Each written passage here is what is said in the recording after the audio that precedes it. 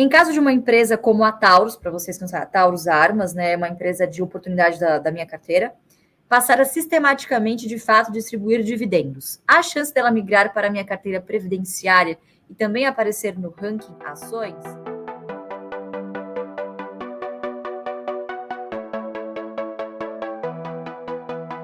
Carlos, essa avaliação, né, de migrar uma empresa para uma carteira previdenciária, ela é muito particular, né? Assim, como decisão, muito provavelmente lá no AGF+, nós não faremos isso, porque o investimento em armas, né, ele preconiza uma questão ética por trás, né, que acho que muitos assinantes, investidores, enfim, não se sentem confortáveis. Da mesma forma que a gente avalia individualmente, por exemplo, algumas outras ações que são de commodities, algumas a gente acredita que tem fundamentos propícios para fazer parte de uma carteira previdenciária, como a Unipar, como a Klabin, né, que tem previsibilidade, tem bastante perenidade nos seus negócios, versus outros tipos de empresas que pagam bons dividendos e que são de commodities, como uma Gerdau, por exemplo, que caberia muito mais numa de oportunidade, uma Petrobras, por exemplo, do que numa previdenciária. Então, essa avaliação, ela é muito particular.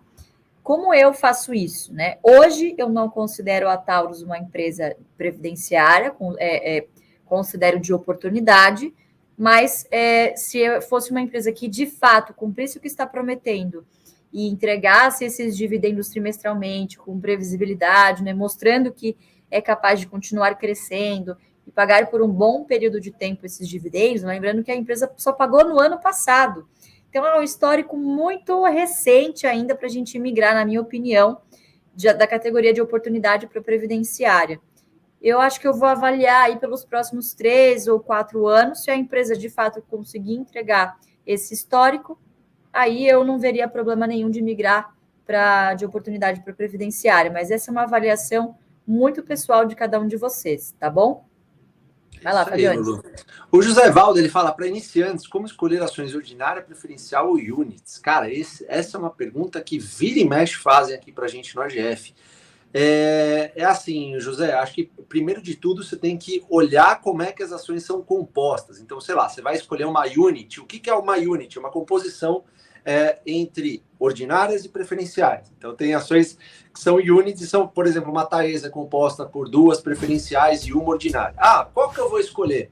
Primeiro você vê se o dividendo entre preferencial e ordinária é a mesma coisa, tá bom? Tem empresas que pagam o mesmo dividendo para preferencial e para ordinária. A Lu tá rindo porque a gente sempre acho que a gente responde essa pergunta aqui desde que a gente fundou a GF, né, Lu? É verdade, Fabio. Não, eu tô rindo porque eu pensei aqui numa analogia, mas aí eu fui ver a foto do José Valdo, falei, puta, com filho, né? Eu ia falar assim, Fabião, que é exatamente quando você vai na balada e tem o combo. Aí você vai olhar o combo, às vezes compensa você pegar, porque vem mais coisas ali, enfim. Então, é exatamente da mesma maneira, tá, pessoal? A PN, a ON, a UNIT, cada um tem os seus direitos particulares, então é por isso que é muito importante vocês analisarem o estatuto e as políticas da empresa. Então, por exemplo, no caso do Bradesco, existe o pagamento de 10% a mais nas PNs. Então, será que o que é mais interessante, a ON ou a PN? Aí você avalia individualmente. A Unity, eu acho que é mais uma questão de liquidez. Então, por exemplo, liquidez nas opções, liquidez também na demanda por aluguel, né, Fabião? Então, geralmente, quando a empresa tem Unity, a Unity costuma ser a classe com mais liquidez. Se não tiver Unity, se for só ON ou PN, eu olharia a questão do custo-benefício em relação ao yield, para ver se essas duas categorias, se as duas classes têm alguma diferenciação de pagamento de dividendo. Então, esse é o critério basicamente que a gente usa, né, Fabião?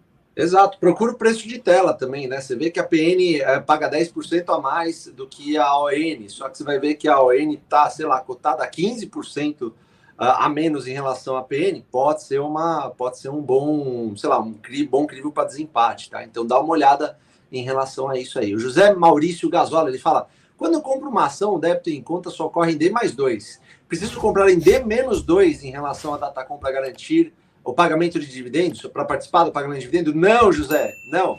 Você vai, o dia que você comprar, vamos supor que a Datacom é hoje, você comprou hoje, você já tem direito ao pagamento de dividendo, tá bom? A cobrança só vai acontecer daqui D+2, mas a ação já é sua no momento que você comprou.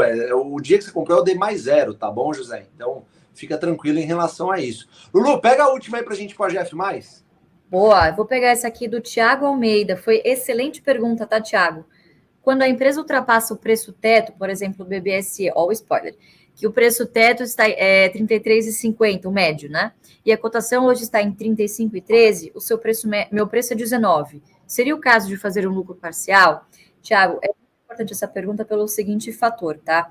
O preço teto, como o nome sugere, é o teto de compra, é a margem de segurança, não é quanto a empresa vale, ok? Então, é normal que as empresas, quando estão pagando bem, enfim, quando a conjuntura ajuda, as empresas sobem e ultrapassem o preço teto. Isso não quer dizer que você precise vender a ação. Eu tenho BB Seguridade particularmente na minha carteira, já comentei com o pessoal da GF+, não pretendo vender, a não ser que eu veja alguma oportunidade interessante em venda de calls. Fiz isso em dezembro, vendi para janeiro, quase perdi o papel, fiquei, nossa, com o coração na mão, foi assim, por centavos, viu, Fabião, que eu não perdi o papel. Estava esperando o resultado para ver se havia um dividendo, enfim, ou não, porque também não queria lançar para fevereiro, correu o risco de perder o papel. E aí o que acontece? Olha a surpresa, acaba caindo 5% hoje.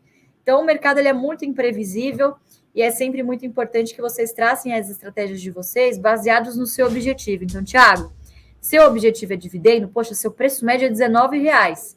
Se a empresa pagar 1,30, que é o que eu mais ou menos estou, né, achando que ela vai pagar, 1,30 dividido por 19, isso é um yield, amigo, de 6,84, só nessa distribuição. Então, eu particularmente não venderia tudo. Se você está com urticária, quer fazer alguma coisa, vende um pouquinho, se capitaliza, coloque em outra, mas ultrapassar o preço teto não quer dizer que vocês tenham que vender. Basta deixar de comprar, tá bom? A avaliação de vender, eu acho que também é um critério muito individual. Eu, particularmente, não gosto de vender posições apenas porque subiram, né? Gosto de, se está pagando bons dividendos, eu deixo o meu artilheiro lá marcando gol, pego esse dividendo, ou pego o meu aporte mensal do mês e compro outra coisa que esteja mais interessante e uso esse fluxo para continuar aumentando a carteira previdenciária, né, Fabião? É isso aí, Lulu. Pessoal, a gente vai para a GF+, agora, falar um pouquinho mais sobre as empresas, os resultados e também um pouquinho do que a gente está vendo em relação ao mercado.